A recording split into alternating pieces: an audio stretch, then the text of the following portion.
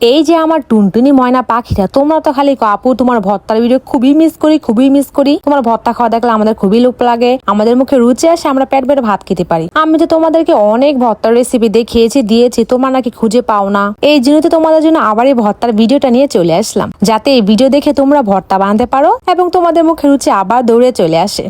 আমি কিন্তু কনফার্ম এই ভর্তার ভিডিওগুলো দেখলে তোমাদের মুখে কনফার্ম লোল এসে পড়বে, আর তোমাদের এখনই ভর্তা বানিয়ে গরম গরম ভাত দিয়ে খেতে ইচ্ছে করবে। আর এই ভিডিওতে আমি তোমাদের দুই রকমের ভর্তা দেখাবো। এই দেখো, এটা হয়েছে হে বাচ্চাবার ভর্তা, যেটা আমার ভাইয়া বানাইতেছে, আর এটা দেখাবো গুঁড়া চিনির ভর্তা, যেটা আমি বানাবো। তোমরা কিন্তু অবশ্যই কমেন্টে বলে যাবে কোন ভর্তাটা সব থেকে বেশি লোভনীয় আর ইয়াম্মি লাগছিল তোমাদের কাছে, ভাইয়ের হাতের ভর্তা নাকি আমার হাতের ভর্তা।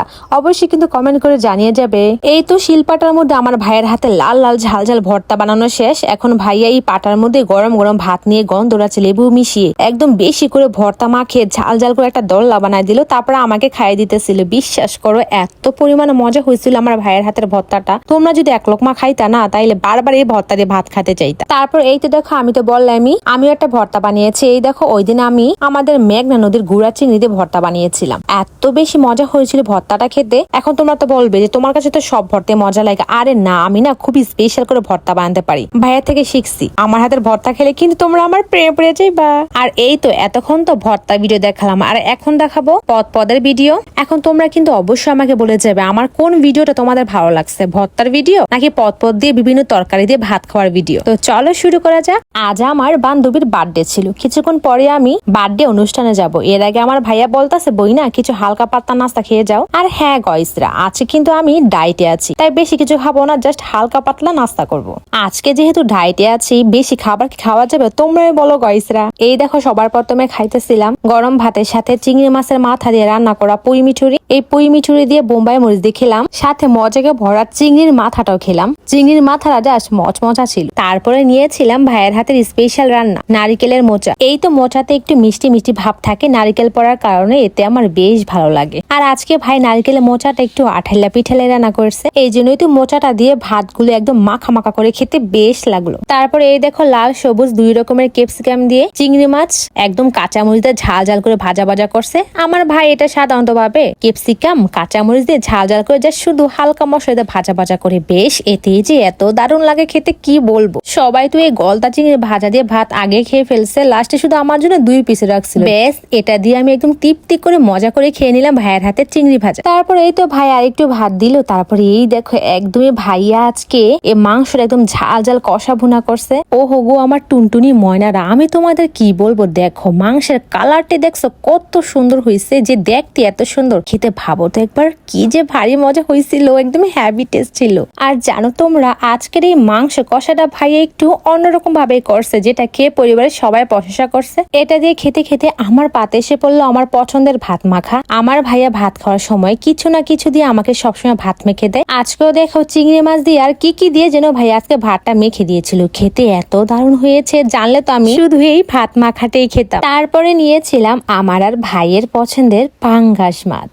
আজকের পাঙ্গাস মাছটা ভাই একদম ঝোল ঝোল করে রান্না করছে বিলাতি ধনিয়া পাতা দিয়ে। আমার তো এখনই আবার লোভ হচ্ছে এই পাঙ্গাস মাছের তেলের পিস দিয়ে ভাত খাওয়ার জন্য। আহা কি যে স্বাদ ছিল পাঙ্গাস মাছের তেলের পিস গুলো। আমার বরাবরের মতো তেলের পিস গুলো খেতে খুবই ভালো লাগে, সাথে আজকে টমেটো দিয়ে খাইতেছি। জানি তোমরা অনেকে পাঙ্গাস মাছ পছন্দ করো না, কিন্তু আমি আমার ভাই এই মাছটা খুবই পছন্দ করি। বোম্বাই মরিচ দিয়ে পাঙ্গাস মাছ জাস্ট দারুণ লাগলো। তারপর পাতে এসে পড়লো আচার, আর সাথে হয়েছে টফো ভাজা। বেশ জমিয়ে খেয়ে ফেলাম টফো ভাজা দিয়ে আচার দিয়ে। এটা খাওয়া শেষ করতে ভাইয়া একটা সারপ্রাইজ দিল। এই দেখো ভাইয়া কি সুন্দর করে গরমের মধ্যে ড্রাগন ফল দিয়ে আছে একটা ঠান্ডা ঠান্ডা মিল্কশেক বানিয়েছে। আমার তো দেখে পছন্দ হয়ে গেছে, ডেকোরেশনটা দেখতে খুবই সুন্দর লাগতেছিল, আর খেতে এত মজা, একদমই একটা ইয়াম্মি ভাইবস।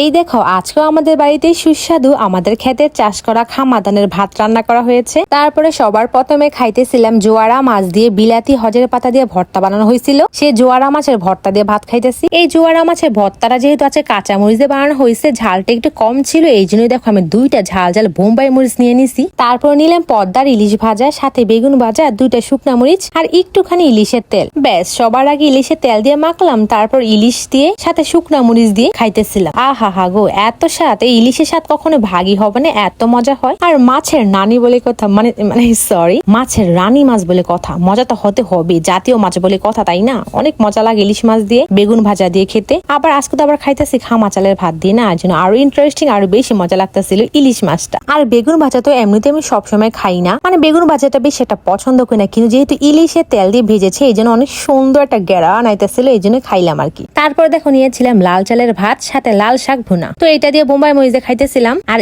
গয়সেরা গো, তোমাকে বাড়িতে আছে কয় পদ রান্না হয়েছে? আর তোমরা কি কখনো এরকম লাল চালের খামাদানের ভাত খেয়েছো? আর কে কে খেতে পছন্দ করে খামাদানের লাল চাল ভাত? অবশ্যই কিন্তু কমেন্টে জানিয়ে যেও গয়সেরা। তারপরে এই দেখো নিয়েছিলাম স্পেশাল রুই মাছের ছেঁচড়া কারি। জানো তোমরা, প্রায় বেশ অনেক দিন হয়ে গেল, কত দিন ধরে ছেঁচড়া খাই না, আজকে ফাইনালি বাড়িতে ছেঁচড়া কারি রান্না করা হয়েছে। এই ছেঁচড়া কারি দিয়ে লাল চালের ভাত দিয়ে বোম্বাই মরিচ মেখে খেতে কি যে স্বাদ হয়েছিল, আহা হেভি টেস্ট। মজা করে তো এই ছেঁচড়া দিয়ে খাইতেছিলাম। আরে দাঁড়াও দাঁড়াও, তোমরা এতটুকু দেখে হাঁপাই গেছো? বাড়িতে তো আরো কত রকমের পদ রান্না করা হয়েছে, সেগুলো তো খাইতে পারবো না এতগুলা। তারপরে এই দেখো নিয়েছিলাম একটা রোস্ট, আর আজকের রোস্টটা কিন্তু বেশি করে কাঁচামরিচ দিয়ে রান্না করা হয়েছে। এই দেখো আমি কাঁচামরিচ ম্যাশ করে একটু একটু করে মাংস ছিঁড়ে বোম্বাই মরিচ দিয়ে খাইতেছিলাম, একদমই তৃপ্তি করে। আর আজকের বোম্বাই মরিচ গুলো এত পরিমাণ ঝাল ছিল, বাবারে কান দিয়ে ধোঁয়া বের হইতেছিল। তারপরে এই দেখো নিয়েছিলাম একটা বড় পিসের নেহারি, এবং সাথে একটু ঝাল ঝাল নেহারির রসও নিলাম। তারপরে ভালো করে এই নেহারির রস দিয়ে মেখে, নেহারির ভিতরে যে ক্যালসিয়াম, এগুলি মেখে ভাত খেতে যে এত মজা লাগছে।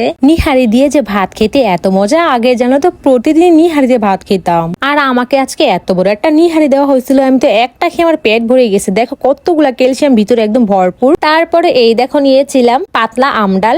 আর আজকাল যে পরিমাণে গরম পড়ছে, এই প্রচন্ড গরমের মধ্যে কিন্তু অবশ্যই খাবারের মেনুতে এই পাতলা টক আমডালটা রাখতে হবে, কারণ এই টক পাতলা আমডাল দিয়ে কিন্তু অনায়াসে তৃপ্তি করে ভাত খাওয়া যায়। আর এদিকে দেখো আমার ভাই আমাকে আবার সাথে 2 টুকরো গরুর মাংস দিয়েছিল। ব্যাস আমি এই আমডাল দিয়ে আমটাকে ভালো করে মেশ করে একদম টক টক করে মেখে নিয়েছিলাম, সাথে লেবুর রস, বোম্বাই মরিচ, মাংস দিয়ে খাইতেছিলাম। এই কম্বিনেশনটা জাস্ট দারুণ ছিল, খুবই মজা করে তৃপ্তি করে এই আমডাল দিয়ে খেলাম। তারপরে এই দেখো লাস্ট পাতে কি সুন্দর একটা চকলেটের কিউট আইসক্রিম দিল, এটা তো আমি একদম মন প্রাণ ভরে তৃপ্তি করে খেলাম।